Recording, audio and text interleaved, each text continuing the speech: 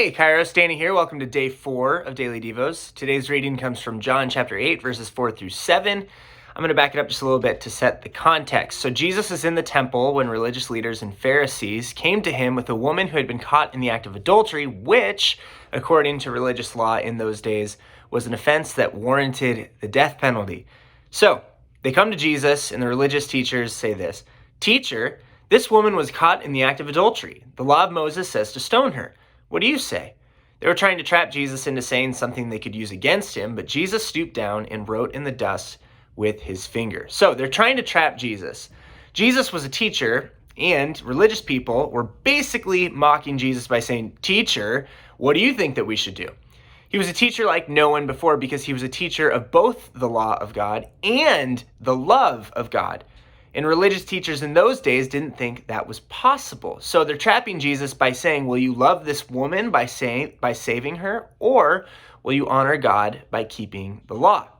So let's hop back into the text. It says they kept demanding an answer from Jesus. So he stood up again and said, "All right, but let the one who has never sinned throw the first stone." Jesus was brilliant.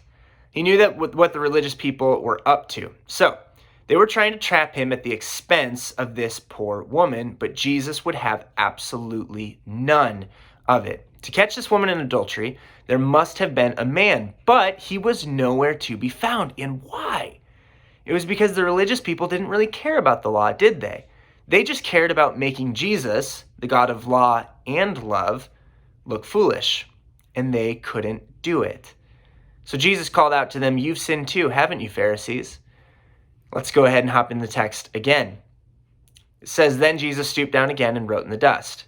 When the accusers heard this, they slipped away one by one, beginning with the oldest, until Jesus was left in the middle in the crowd with the woman." In your life, there will be many accusers. Some of them are people who tell you that you're not good enough.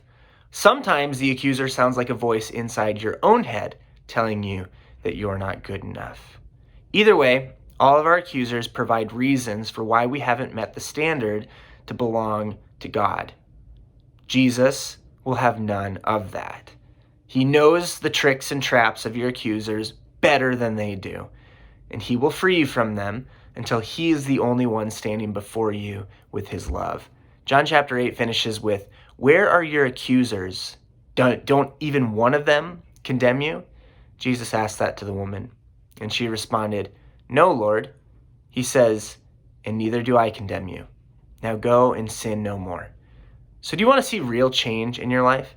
Do you want to be free from sin? Stop trying to live up to the standards of your accusers, and instead be moved and changed by the love of only Jesus, who stands before you, fighting on your behalf. All right, Kairos. Talk to you again soon.